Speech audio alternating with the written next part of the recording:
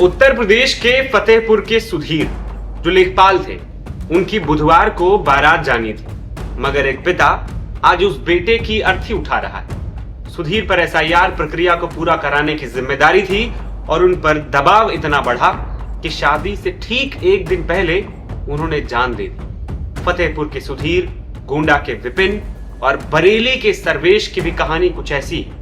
ये वो नाम है जिनकी उत्तर प्रदेश में चल रही एसआईआर की प्रक्रिया के दौरान मौत हो चुकी है।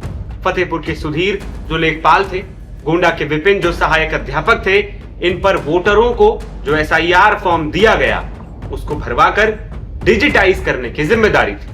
लेकिन दबाव इस कदर बढ़ा कि उन्होंने जिंदा रहना भी जरूरी नहीं समझा और खुद जान दी। तो 45 साल के टीचर सर्वेश भी बीएलओ थे, जिन्हें स्कूल में दिल का दौरा पड़ा और उनकी मौत हो गई। इन मौतों के बाद हर ओर हड़कंप है। सवाल भी उठ रहे हैं कि आखिर इन मौतों की वजह क्या है। क्या एसआईआर प्रक्रिया इतनी ज्यादा कठिन और जटिल है कि जान देने की नौबत आ जा रही, या फिर अधिकारियों के दबाव के कारण ये घटनाएं हो रही? क्यों मृतक बीएलओ के पीड़ित परिवार यही आरोप लगा रहे हैं? गोंडा के विपिन यादव के परिवार ने एसडीएम और बीडीओ पर दबाव बनाने की और धमकी देने के आरोप लगाए, तो फतेहपुर के सर्वेश कुमार कोरी के परिवार ने कानून गो पर गंभीर आरोप लगाए। कानून को हमें बहुत दबाव डाले, काम और घर में शादी है, हम बोले कि उनसे छुट्टी ले लो, लेकिन छुट्टी नहीं मिली। कल छुट्टी का एप्लीकेशन भी गया, लेकिन वो छुट्टी नहीं दी, कह रहे सस्पेंड कर दिया। एक दिन नहीं गए तो उनको सस्पेंड कर दिया। इसी के उनको सदमा लग गया। आज सुबह फिर से आके उनको इतना हड़काए, काम कौन करेगा, काम कराओ चल के। ये एप्लीकेशन दिया गया तो तुम घर क्यों आए? उनको जब से वो घर आए तुरंत दरवाजा बंद कर, कोई जाने नहीं पे, बस उतने में 2 मिनट में फांसी लगा लिए। कल बारात जानी थी क्या? हाँ, कल बारात है, आज मन था। बाकी वो कहे कि हम जितना पाए हुए हैं, जितने हमको मिले हैं, हम सबका वोट बनाएंगे। अगर हैं तो, अगर नहीं है तो कोई बात नहीं।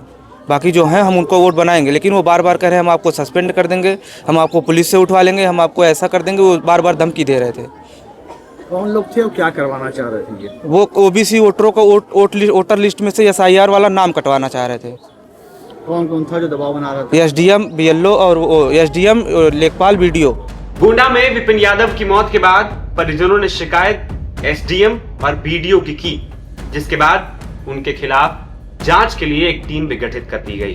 वहीं फतेहपुर में परिजनों ने कानून गो के खिलाफ एफआईआर की मांग की है।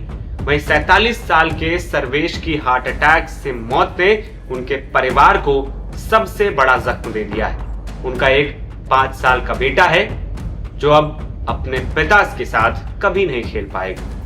इन मौतों पर विपक्षी पार्टियां सरकार और सिस्टम को घेर रही। सपा मुखिया अखिलेश यादव ने बुधवार को कहा कि सरकार और चुनाव आयोग बीएलओ पर जल्द से जल्द फॉर्म भरने का प्रेशर डाल रही। इनकी वजह से बीएलओ बड़े लेवल पर अपनी जान गंवा रहे। ये गोंडा में एक अध्यापक, मैं नाम दिमाग से उतर रहा है क्योंकि 120 बहादुर देख के आया हूं, तो यादव जो हमारे अध्यापक थे उनकी जान चली गई। और एक कोरी बिरादरी के थे जो फतेहपुर में, जिसकी शादी होने वाली थी, वो आत्महत्या कर लिया।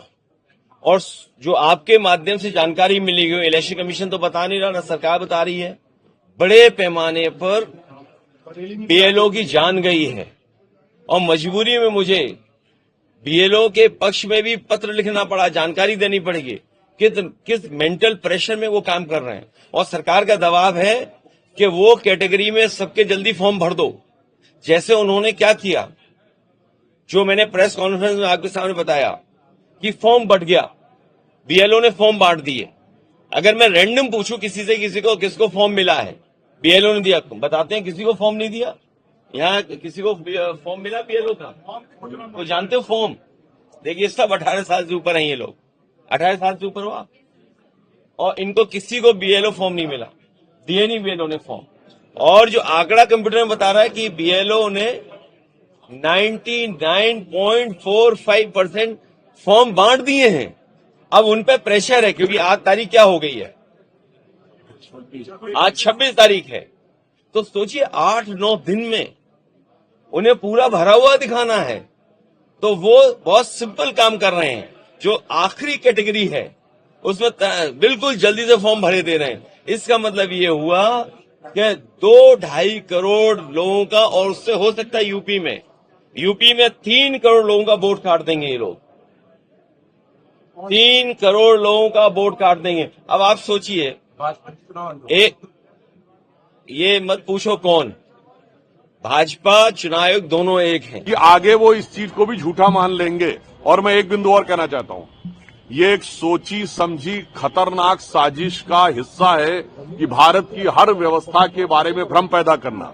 विगत 10 वर्षों में विपक्ष ने किन किन चीजों में भ्रम नहीं पैदा किया। सबसे पहले रफाल को लेकर सरकार के बारे में भ्रम पैदा करना, सर्जिकल स्ट्राइक को लेकर सेना के बारे में भ्रम पैदा करना, बालाकोट को लेकर एयरफोर्स के बारे में भ्रम पैदा करना, ऑपरेशन सिंदूर को लेकर जहाजों के गिरने के बारे में भ्रम पैदा करना। फिर इतना ही नहीं, याद करिए, इन्होंने कहा एलआईसी बर्बाद हो गई, LIC all time high profit में है। स्टेट बैंक ऑफ इंडिया बर्बाद हो गई, state bank of India all time high profit में है। फिर उन्होंने कहा सेबी गलत है, सेबी का पूरी तरीके से वो निष्पक्ष निकला। उसके बाद याद करिए, कोविड वैक्सीन के ऊपर इसी उत्तर प्रदेश के एक पूर्व मुख्यमंत्री जी बोले थे ना, बीजेपी का वैक्सीन, कोविड वैक्सीन को लेकर भ्रम उत्पन्न करने का प्रयास करना। और तो और इन्होंने राम मंदिर के मुहूर्त को लेकर भी भ्रम पैदा करने का प्रयास किया था। तो मुझे लगता है कि उनको समझाया इसलिए नहीं जा सकता क्योंकि जो समझना चाहे उसे समझाया जा सकता है। जो एक कहावत है कि समझ समझ के समझाओ उसको जिसके की समझ है, और जो समझ समझ के बिना समझे समझो कि वो ना समझ। वहीं यह हाल सिर्फ उत्तर प्रदेश का ही नहीं बल्कि मध्य प्रदेश, बंगाल, राजस्थान और केरल का भी। इन प्रदेशों में भी कई बीएलओ की मौत एसआईआर प्रक्रिया के दौरान सामने आ चुकी। खबरों की माने तो कुल 25 लोगों की मौत हो चुकी है। फिलहाल आधिकारिक आंकड़ा अभी तक सामने नहीं आया।